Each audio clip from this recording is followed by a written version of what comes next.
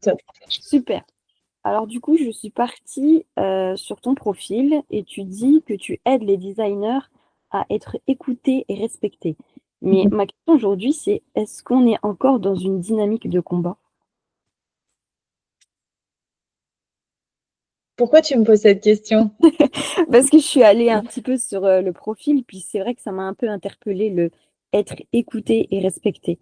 Et j'ai l'impression que, ben voilà, avec toutes les interviews que j'ai eues jusqu'à présent, j'ai l'impression que c'est quand même voilà, un parcours quand même pour se faire entendre et pour se faire aussi respecter. Mais aussi, j'ai fait le lien avec les autres interviews où on se rend compte que voilà, les gens ont besoin de se sentir écoutés, de se sentir légitime. Et j'ai l'impression que c'est un long parcours, finalement. Un parcours, je vais pas dire du combattant, mais c'est quand même un parcours, quand même. Du coup, c'est ma question. Est-ce que on est dans une dynamique de combat aujourd'hui? Bah, en tout cas, moi, comme je l'ai vécu, ça a été un parcours du combattant, oui, on peut le dire. À tel point du combattant que j'ai eu une blessure à l'épaule qui, à mon avis, n'est pas anodine dans cette histoire, même si je me la suis faite au sport. Euh, Parce qu'à un moment donné, je ne me sentais pas épaulée, euh, surtout quand je me suis mise à mon compte, parce que avant, bon, voilà, j'étais en salarié. Euh, ouais, un parcours du combattant, pour moi, ça a été une vraie galère. Maintenant, est-ce que ça allait encore aujourd'hui? Si tu veux, moi, j'ai évolué. Comment ça se passe pour les juniors qui intègrent le marché? J'ai des échos que c'est pas si facile que ça. Déjà, rien que de décrocher un emploi, rien que de faire comprendre sa valeur ajoutée, de décrocher des entretiens. Voilà, et puis on constate des choses enfin, moi je constate qu'il y a énormément de candidats pour très peu d'offres. Comment on se sort de cette impasse? Euh, Personnellement, j'ai trouvé des stratégies, donc j'essaie désormais de les partager au plus grand nombre, ben voilà, à travers mes posts LinkedIn, à travers des accompagnements, et c'est pour ça qu'aujourd'hui j'ai ce positionnement que tu as vu sur LinkedIn. Bah ouais, j'aide les UX designers à être enfin écoutés, respectés et payés à la hauteur de leurs compétences. D'accord. C'est génial. Du coup, tu parles souvent du fait que les designers ne sont pas entendus, Ouais. le terme entendu. Selon toi, pourquoi le silence UX, il est aussi courant dans les entreprises? Le silence UX, c'est-à-dire, C'est-à-dire pourquoi aujourd'hui on doit justifier à tout prix que le design d'expérience doit être au tout début d'une phase projet. Pourquoi on doit toujours se sentir se justifier? pas parce qu'en fait, en fait, le problème qui se passe, c'est que on n'est pas écouté. On fait des recommandations. Enfin, j'entends d'autres designers comme moi hein, qui se plaignent de faire des recommandations et de ne pas être écoutés. C'est-à-dire qu'ils disent, il faudrait par exemple que l'écran ressemble à ça et on fait autre chose. Tu vois? Mm. Donc, comment est-ce qu'on fait en tant que designer pour qu'on écoute ce qu'on recommande? Ou quand on dit en tant que designer, il faudrait faire, je sais pas, des tests utilisateurs et qu'on nous dit non, comment est-ce qu'on fait pour les faire quand même?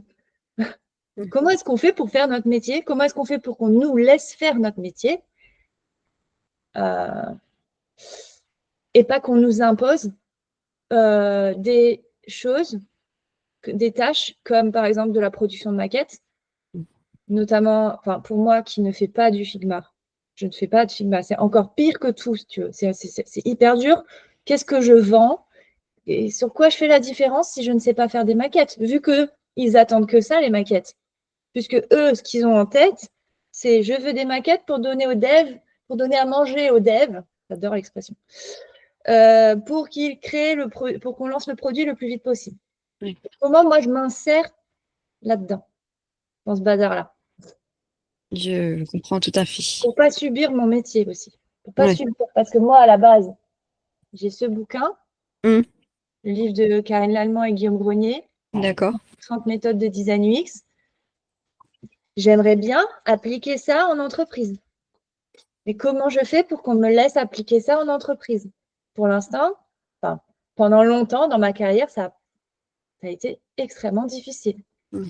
Maintenant, j'ai compris qu'il faut il faut amener les choses d'une autre manière.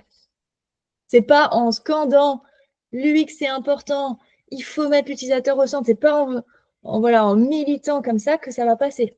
Oui, je comprends tout à fait. Je comprends tout à fait parce que au tout début de ma carrière en UX, ça a été un vrai problème Figma. Parce que moi, je n'étais pas du tout dans Figma. Pour moi, je suis UI designer. Du coup, si j'étais UI, j'aurais mis UI à côté, si je disais véritablement Figma. Donc, c'est vrai qu'il y a une vraie confusion, mais vraiment notable. Et c'est vraiment pénible d'essayer d'expliquer que, ben non, en fait, je ne fais pas de Figma et que l'UX n'est pas Figma.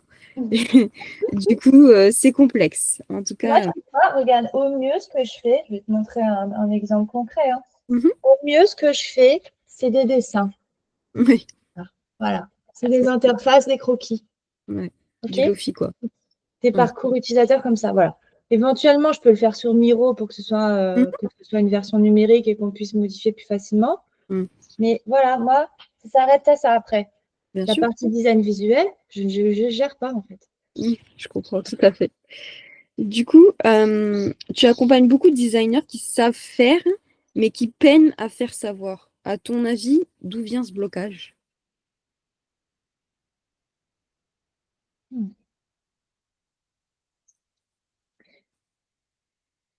Ça m'intéresse de savoir, enfin, qu'est-ce qui t'intéresse dans cette question en fait?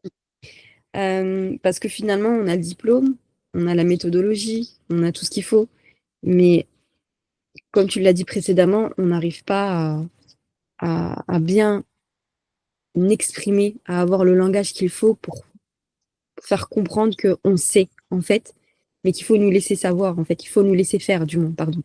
Hmm. Du coup, d'où vient ce blocage entre notre légitimité qui est finalement, voilà, qui nous est due, mais qu'on n'arrive pas à s'imposer, en fait, en quelque sorte, qu'on n'arrive pas à imposer. Ouais. D'où vient ce blocage? Je suis désolée, mais il y a plein de réponses qui sont venues dans ma tête. Alors, Il n'y a pas de souci. j'essaie juste, tu vois, de réorganiser les trucs pour que ce soit, que ce soit Il n'y a compréhensible. pas de souci. Euh, Comment je pourrais expliquer ça de façon simple? Mais moi, ce que j'ai constaté à titre perso, hein, Mhm. c'est que c'est mon approche, c'est mon positionnement, c'est ma façon de présenter mon métier, c'est ma compréhension même du métier qui n'était pas bonne. Je D'accord. n'avais pas compris à quoi je servais pour une entreprise. Je disais, j'améliore la vie des utilisateurs. Mais qui achète ça? Qui paye pour ça? Personne. Les entreprises payent des gens quand elles embauchent ou qu'elles prennent un freelance, peu importe, interne ou externe, quand elles embauchent quelqu'un, c'est parce qu'elles espèrent un retour sur investissement. Donc elles mettent de l'argent sur la table, je dis n'importe quoi, je mets 1 000 € sur Marie, mais parce que j'espère en gagner 10 000 € grâce à son expertise sur le produit et l'UX du produit. Tu vois ce que je veux dire? Mhm. Et donc ça, j'avais pas en tête. J'étais déconnectée des enjeux business des entreprises. D'accord. Même déconnectée du fait que je travaille pour une industrie, pour des entreprises qui doivent tourner. Pour qu'elles tournent, il faut qu'elles fassent de l'argent, il faut qu'elles soient rentables. Donc, il faut qu'elles aient des produits qui marchent. Et un produit qui marche, c'est quoi? C'est un produit que les gens utilisent, qui reviennent dessus et ils payent pour certaines fonctionnalités. Voilà, grosso modo, je raccourcis un petit peu, mais je simplifie un peu, mais voilà, j'étais pas dans cette logique j'avais pas compris en fait que les entreprises ne sont pas altruistes. Cet altruisme que j'ai, vouloir améliorer la vie des utilisateurs, c'est pas comme ça que je vais convaincre des dirigeants de faire appel à moi. Je sais que mon métier, c'est ça, mais il faut que je transforme mon discours pour que ça interpelle des dirigeants. Et là, comment faire? Voilà, c'est ça la grande question. Comment se positionner pour qu'on m'écoute? D'accord. Très intéressant. Ouais. Du coup, tu es en train de me parler tu es en train de me dire que le business, finalement, c'est quelque chose de fondamental. On est obligé de mettre l'UX au service du business et non plus autour et seulement de l'utilisateur. Et ça, c'est Exactement. quelque chose qui est très difficile pour certains UX designers. Enfin, je Mm. le dis clairement parce que voilà. Mais oui, c'est-à-dire Sauf que si, l'entreprise, bien sûr. sauf si tu travailles pas pour une boîte. Tu peux Mm, travailler, je sais pas, dans une assoce, dans un truc bénévole, dans un au service de la planète pour toi-même, je sais pas, tu vois. Mais, mais dès lors que tu veux un travail et que tu vas travailler dans une boîte, il faut quand même comprendre que la boîte, elle a une logique. Que si elle veut survivre, elle doit être rentable. Que quand elle investit dans des compétences de quelqu'un, dans un expert, il faut que cette personne lui coûte moins qu'elle ne lui rapporte. mm, C'est fondamental. je comprends. Du coup, j'aimerais faire une petite analogie par rapport à ton parcours parce que quand je suis allée sur LinkedIn, j'ai vu que tu avais fait donc du marketing. Il y a aussi de la sociologie, de la psychologie. J'ai Ouais. vu du IHM. J'aimerais comprendre aujourd'hui, est-ce que toutes ces casquettes, aujourd'hui, bah, finalement, elles nourrissent ton métier ou est-ce que finalement, c'est pas finalement ce que tu incarnes vraiment? Euh, j'ai mis beaucoup de temps à trouver ce pourquoi j'étais faite. Ce qui explique ce parcours très. Je vais aller dans tous les sens. Allez, je suis allée voir un petit peu là-bas si c'était bien. Est-ce que là, ça me plaisait? Le marketing, bof. Mm, Mais au final, la Marie d'aujourd'hui s'est nourrie de tout ça, bien évidemment. Et je pense que ça fait ma force. mm, C'est-à-dire qu'aujourd'hui, oui, je connais les logiques marketing, même si je n'ai pas spécialement apprécié mes études là-dedans. mm, Les logiques business, la gestion de projet web, au tout début de ma carrière, ça a été ça. mm, Euh, et après, plus tard, le dernier diplôme que j'ai fait, effectivement, en ergonomie et psychologie des technologies numériques. mm. Du coup, En j'ai ma petite sociologie. question. Ouais. Bref, non, mais l'intitulé, c'était sociologie et ergonomie des technologies numériques. Oui, voilà. Entre l'humain et la machine, il me semble, c'était ça. Voilà, c'est ça. Et ça, c'est ce qui se rapproche le plus finalement aujourd'hui de mon métier que je fais là aujourd'hui et de ce qu'on retrouve dans le bouquin Mm, de Karine Lallemand et Guillaume Grenier. d'accord.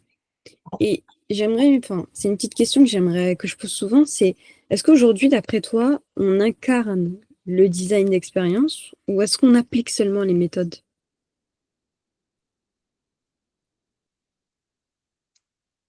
Aucun des deux. Ah, Ou les deux, ok, mais euh, on le fait surtout au service d'une entreprise qui n'arrive pas à engager les utilisateurs, qui a un mauvais taux d'engagement des utilisateurs sur son produit. d'accord. En fait, je pense qu'il faut vraiment arrêter avec ce discours de nous, on applique des méthodes, nous, on applique une démarche, nous, on met l'utilisateur au centre. Euh, tout ça, c'est. Comment je pourrais dire? Ça passe pas. Ça Mm, passe pas.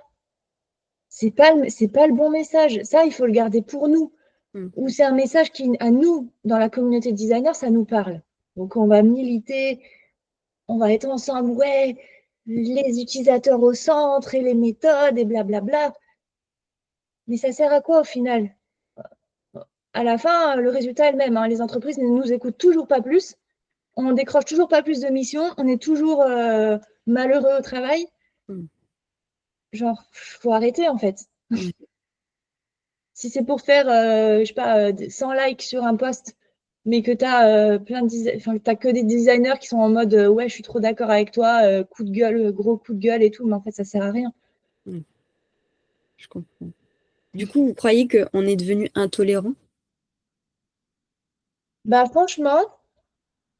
franchement, des fois, je me dis on s'est tellement écarté du vrai sujet, et moi la première, hein. Parce Mm, que moi aussi, j'étais en mode comme ça, militante. Euh, en fait, pendant toute une partie de ma carrière, j'étais tellement frustrée que LinkedIn, c'était devenu pour moi un exutoire.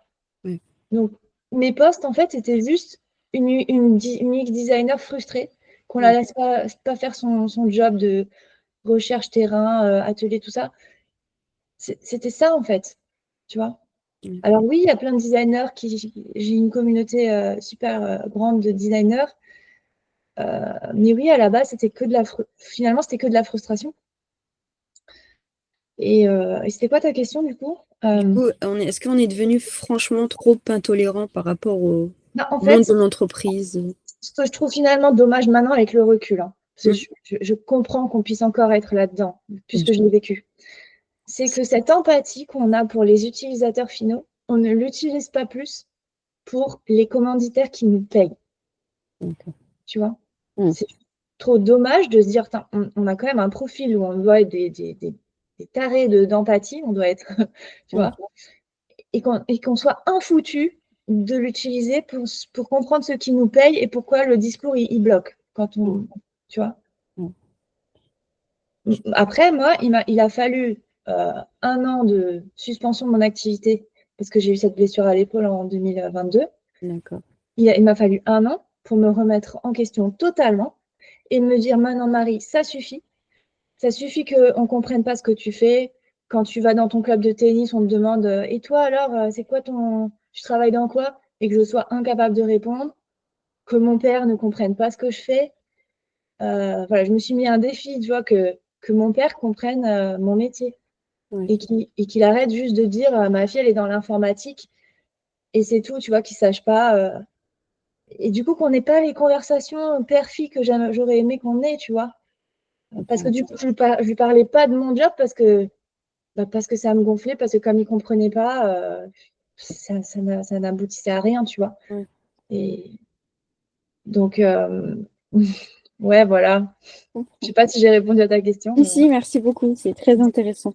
Du coup, si tu devais garder qu'un seul mot pour définir ta mission en UX aujourd'hui, ce serait quoi?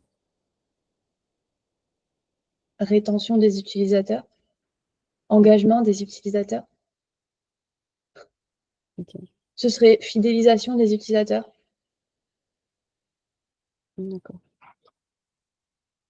Je pense que ce serait engagement, ouais, c'est ça, engagement, fidélisation, rétention, un petit peu technique rétention, mais bon.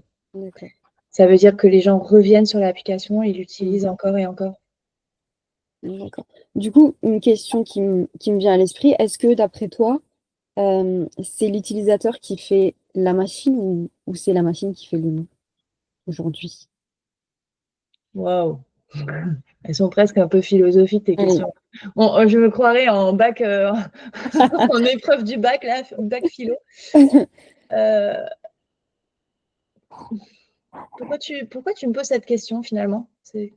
Parce qu'on demande beaucoup d'engagement, on nous demande l'engagement, la connexion de l'utilisateur, on a tendance à récupérer les datas, etc. Et finalement, bah, les datas, c'est ce qui est utile aujourd'hui pour les machines, pour qu'on puisse en quelque sorte essayer de comprendre, enfin, de dessiner un petit peu l'utilisateur. Finalement, qui a plus d'impact sur l'autre, en fait, Entre qui et qui, du coup? entre la machine, enfin, les ordinateurs, tout ça, la machine et les humains, les utilisateurs. Bah, en fait, je pense que ça sert à rien d'opposer les deux. D'accord. On est des alliés. Nous, les humains, on a des capacités. Les machines en ont d'autres. Ce qui est pertinent de faire, c'est de s'allier. Nous, on est fort sur certains trucs, les machines sont fortes sur d'autres trucs. Juste, on s'assiste, on s'entraide. Voilà. C'est donc il faut pas se dire que la machine, il faut qu'elle nous remplace entièrement, puisqu'il y a des trucs sur lesquels elle n'est pas très forte, tu vois, genre, Mm. tu vois là, l'IA pourrait pas me remplacer dans mon métier très concrètement. Elle pourrait pas me remplacer totalement parce que quand je vais sur le terrain, par exemple, j'ai fait un atelier récemment avec une équipe, Mhm. elle peut pas voir que tout le monde n'est pas aligné dans l'équipe sur les choix, sur la vision du produit, sur les Mhm. objectifs à atteindre. Ça, elle peut pas le voir. C'est moi, je peux le voir. Par Ouais. contre, je peux lui dire, voilà les différents objectifs qui ont émergé de la réunion, enfin, lesquels te semblent les plus pertinents, comment Mm. tu l'aurais formulé toi, me donne d'autres formulations, ça me donne des idées. Mm. Ok, et je ramène ça dans l'équipe et je dis, regardez, il y a une reformulation là, est-ce que ça vous paraît plus clair? Ah oui, et là, elle est plus forte que nous. Et Mm. c'est ok. C'est ok. Voilà. Et ça c'est un exemple très concret, hein. Bien sûr. Mais pour moi, c'est tout quoi. Enfin, ça s'applique de manière générale, ce truc-là, ce Ok. raisonnement. pas d'opposition entre l'humain et la machine, c'est plutôt l'un sert l'autre en fait. Oui, d'ailleurs, Donald Norman, hein, Mm. qui est quand même un précurseur là, dans le domaine de la conception centrée utilisateur, hein, il en parle beaucoup de cette alliance humain-machine. D'accord. Et j'ai une dernière petite question du coup. Si, même si tu me dis que tu n'es plus dans le militantisme, etc., si aujourd'hui tu avais les jeunes designers ou bien des gens qui veulent devenir designers de métier ou qu'est-ce que tu leur dirais? Quelle serait une phrase pertinente, impactante qui pourrait leur faire comprendre les enjeux aujourd'hui en tant que designer dans le monde du travail, mais aussi dans le futur? Qu'est-ce que Ouais. tu pourrais bien leur dire? Comprenez les entreprises. Comprenez que vous vous insérez dans des entreprises. Ok. Vous êtes à leur service. Mais vous avez une expertise qui est très louable. Mais il faut comprendre que vous êtes au service d'un enjeu de business autour de tout ce qui est lié à l'usage du produit.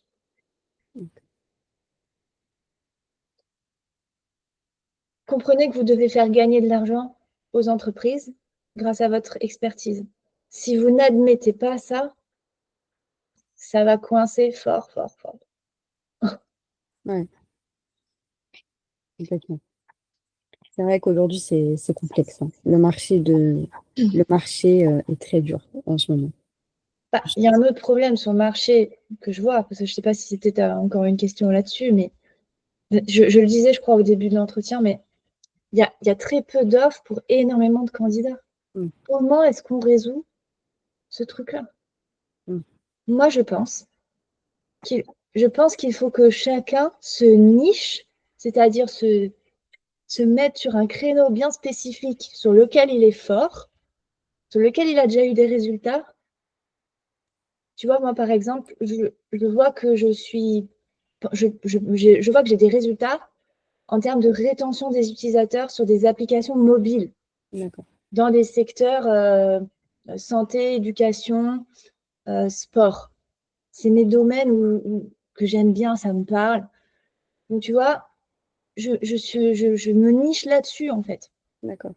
Je ne fais plus du SaaS pour du BTP. Mm, Ça va pas. De toute façon, je sens bien que j'ai pas la flamme.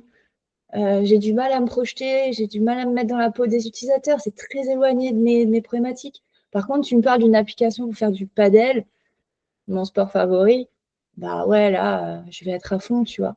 mm, Donc, je pense que vraiment, vouloir répondre à toutes les offres, c'est une connerie. ok. Euh, j'ai l'impression que les gens se jettent dans un grand trou béant et ils s'en rendent même pas compte. Euh, je pense que voilà, il faut être plus stratège, il faut changer son fusil d'épaule et définir clairement son positionnement, là où on est très, très fort, là où on a eu des résultats, Mm, et ensuite aller à la rencontre des, des cibles, enfin des personnes qui sont dans les situations qui correspondent en fait euh, aux résultats que je suis capable d'apporter. Qu'est-ce mm, qui est en détresse aujourd'hui et que je peux sauver? mm, Et ça, c'est un travail voilà, de positionnement, de prospection intelligente. Pas aller toquer à la porte de n'importe qui mm, et surtout pas vouloir vendre à tout prix. Non, il faut être intelligent dans la démarche. Et c'est comme ça qu'on crée des conversations. Moi, je crée du lien avec les gens et derrière, ça aboutit à des missions. ok. C'est certainement pas en vendant dès le premier message en disant je propose telle offre, tel prix, est-ce que ça vous intéresse? Non, Mm, voilà, il y a plein de choses à faire sur la vente. Moi, j'ai découvert le milieu de la vente mm, très tard. Je pense qu'il y a une grosse lacune là au niveau des formations. Quand on est designer, on ne nous apprend pas ça, ça craint mm, parce qu'on en a vraiment besoin, quoi. mm, Cette partie sales, mm, moi, à la base, me répugnait, hein. mm, Parce que moi, me vendre, déjà rien que l'expression, me donne des boutons. Mais non, mais en fait, vendre, c'est simplement aider quelqu'un contre une rémunération. mm. Dès lors que tu as compris ça, c'est bon. Enfin, moi, ça m'a fait dédramatiser le truc, tu vois. Ouais, ok. Oh là, je vois qu'il est 13h01. Ouais. Ok, bah merci beaucoup en tout cas pour ces précisions-là. C'était franchement bien pertinent. Ouais, Ouais, merci beaucoup en tout cas et merci de m'avoir accordé du temps, hein, du coup. bah, avec plaisir. Merci Avec beaucoup plaisir. et au plaisir d'échanger prochainement. Merci Marie. Ouais. Bon Ciao, courage. ciao. Ciao. Salut.